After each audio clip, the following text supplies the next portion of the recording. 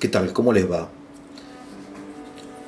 En el video anterior les propuse reflexionar acerca de la frase de Robert Schuman en su memorable discurso del 9 de mayo de 1950, discurso inaugural de la Unión Europea, donde él señala la causa de la guerra. Él dice: Europa no se construyó y hubo la guerra. En ese mismo discurso, él señala la solución.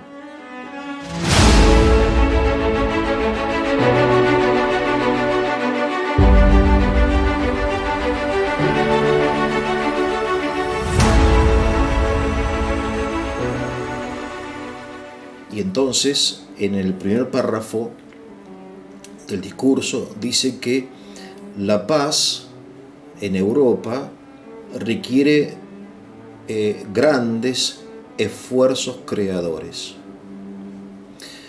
No cito literalmente, es el primer párrafo del discurso de Robert Schuman.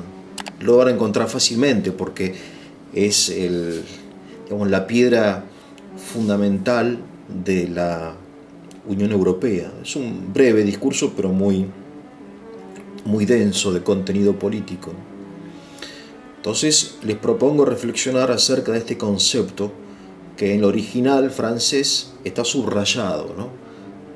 Creador o creativo, quizá diríamos nosotros, creador. ¿Qué significa el esfuerzo creador? Dentro del contexto nuestro de la guerra en Ucrania. Si uno considera hoy los esfuerzos que se realizan en Ucrania, podemos distinguir varios grupos de esfuerzos.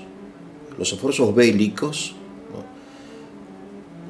Los esfuerzos solidarios, ¿no? De la gente que recibe a los refugiados, los corredores humanitarios, ¿no? Los esfuerzos políticos de los líderes de las naciones y de otras naciones, ¿no? Estas conversaciones telefónicas que tienen, los esfuerzos diplomáticos para ponerse de acuerdo en las condiciones de la paz, etc. Esfuerzos mediáticos de los periodistas, el esfuerzo de la resistencia de los rusos que se oponen a la guerra. Ninguno de ellos, sin embargo, pertenece a la categoría de esfuerzo creador. Yo creo que Schuman está hablando de otra cosa, no porque esto sea malo o ilícito o no sea legítimo, ¿no? Los esfuerzos bélicos son legítimos, obviamente, cuando se trata de defender la propia tierra. Pero el esfuerzo creador es una categoría distinta de esfuerzo que supone una categoría distinta de personas. El esfuerzo creador, en primer lugar, está orientado a la paz. Se define por su objeto, diríamos, ¿no? Vale decir que no es un esfuerzo orientado a la victoria militar o a la ayuda a las víctimas o a la ganancia, a la rentabilidad, como puede ser, por ejemplo, la producción de armas, o orientada a algún otro objetivo bueno, como es la difusión de las noticias. No. El esfuerzo creador es un esfuerzo que está orientado a la paz y que es creador, o sea que estamos ante una nueva realidad. Precisamente crear significa crear algo nuevo, no repetir, ¿no? Cuando uno, construye ladrillo, no está creando, está repitiendo, ¿no? Si en la cocina uno se pone a crear muchas cosas que después no se pueden comer, ¿no? Pues son horribles. Pero crear de la nada, ¿no? De la nada no, obviamente, como Dios, pero sí de crear lo nuevo, ¿no? El esfuerzo creador son esfuerzos orientados a crear condiciones sociales y políticas donde la guerra sea indeseable y materialmente imposible. Podemos como extraer de este discurso esta definición. Por eso lo que hace Schuman, junto con Monnet y con Adenauer y con otros, ¿no?, es crear una comunidad europea del carbón y del acero, la CECA, bajo una autoridad común, una alta autoridad común, supranacional, que tenga a cargo la producción, el control, la eficiencia, la distribución de estos commodities tan importantes para la paz y también para la guerra, ¿no?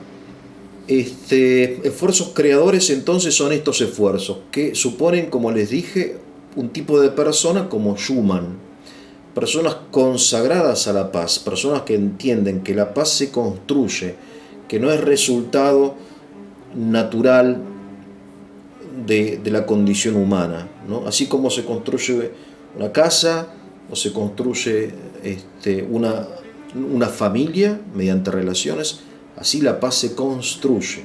Esto es fundamental entender, ¿no?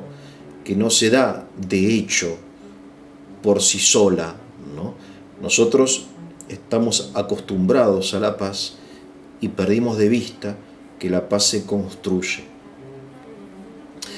Schuman fue un hombre, que se consagró a la paz, un hombre profundamente cristiano, que pensó en su juventud hacerse sacerdote, un hombre que iba a misa diariamente, que rezaba el rosario diariamente, ¿no? Es decir, que vivía la política como un sacerdocio, como un servicio. Estas son las personas que realizan esfuerzos creadores. Lo fundamental siempre es la persona. Lo que hace la diferencia es la persona. Acá la diferencia la está haciendo un señor llamado Putin. Si en lugar de Putin hubiera sido, no sé, Gorbachev o Yeltsin, en las mismas circunstancias de hoy, la situación sería distinta, porque la persona es distinta. No es verdad y no es posible que los gobiernos sean gobernados por ideas o por instituciones. Siempre hay un factor personal que es el que hace la diferencia, ¿no? En el caso de la Unión Europea, este factor personal, aquí lo tenemos en Schuman, ¿no? Un hombre tan destacado que está abierto su proceso de canonización, ¿no? Es venerable. Robert Schuman, un hombre superior. Y puesto por la providencia, en definitiva, porque un hombre que era la mitad alemán, la mitad francés, y que logró, junto con otros, ya les digo, llevar adelante esta situación de la posguerra, ¿no? Entonces, el esfuerzo creador, o el hombre creador, no es el que realiza el esfuerzo creador, se encuentra como en el término medio entre el cínico, que cree que las cosas no pueden cambiar, ¿no? O el burócrata, ¿no? Que se atiene a lo que existe, a la normativa, ¿no? A lo tradicional. Y después el divagante, el soñador, el ideólogo, que cree que las cosas se realizan con solo pensarlas, ¿no? Es como dos naturalezas distintas, que también las observamos muchas veces en política, ¿no? Y en la vida en general. El burócrata o el escéptico, el cínico, y el divagante, el ideólogo, ¿no? El soñador. El creador está en el medio, o sea, entiende que hay cosas que pueden cambiarse y otras no, y que la materia, en términos aristotélicos, se resiste a ser informada, hay una resistencia al cambio, ¿no? Y esto hay que tenerlo en cuenta. El hombre es lo que es la condición humana. Por eso el esfuerzo creador, dice Schuman, no empieza en el divague sobre la paz, ¿no? Sino que empieza construyéndose con medidas concretas. En concreto, dice él, bueno, alta autoridad común, carbón y acero, nada más. No vamos a tratar ningún otro aspecto de la economía. Y es economía, o sea, recordemos que se trata del carbón y del acero. Pero mientras ese intercambio, mediante ese intercambio, se va creando una atmósfera de intercambio, ¿no? Y se va rompiendo el hielo y ese intercambio va creciendo. Entonces ya los alemanes van a vivir a Francia y los españoles a Dinamarca, los dinamarqueses a España, y empieza a haber un intercambio de bienes, de personas, mediante la libertad, ¿no? Estas cuatro libertades, ¿no? La libertad de personas, de bienes, de servicios y de capital, que hace que hoy Europa sea una realidad económica una, y mediante la economía política y etcétera, ¿no? Pero es una cosa práctica. El esfuerzo creador no es de escritorio, sino práctico, ¿no? Entonces, yo pensando un poco, como yo viví en la perestroika en Rusia, me parece a mí que, obviamente, me parece que cuando se disuelve la Unión Soviética, lo que sucede, hay esfuerzos creadores, ¿no? Y hay grandes hombres que escriben, no sé, la Constitución Nacional, ¿no? Y otros hombres que supieron sacar la Unión Soviética adelante, pero también lo que más uno observa fueron esfuerzos orientados a la ganancia, a la rapiña, ¿no? O sea, los bienes del Estado, todo era del Estado. Las fábricas eran del Estado, los departamentos eran del Estado, los campos eran del Estado. Entonces, lo que se hizo fue, mediante la perestroika, atomizar estos bienes del Estado, muchas veces enormes, ¿no? Darle a cada obrero un papelito donde decía que él era dueño de tal porcentaje de la fábrica, un obrero que vivía en condiciones de subsistencia. Después se le ofrecía a él comprar, venía alguien, le compraba esa acción, que nominalmente valía $1, pero que en realidad valía $300, ¿no? Entonces estas grandes fábricas se convirtieron en propiedad del pueblo, en propiedad de estos llamados oligarcas. Así nace la oligarquía, la nueva oligarquía en Rusia, mediante un proceso de atomización de los bienes públicos y de concentración. Y esto permitido porque fue ella la que ocupó el poder, ¿no? Entonces era un sálvese quien pueda en los años 90. De ese sálvese quien pueda, después se pasa al otro extremo, que es la dictadura de la ley. Así la llamó, recuerdo la primera campaña política de Putin, ¿no? Su lema era dictatura zakona, la dictadura de la ley.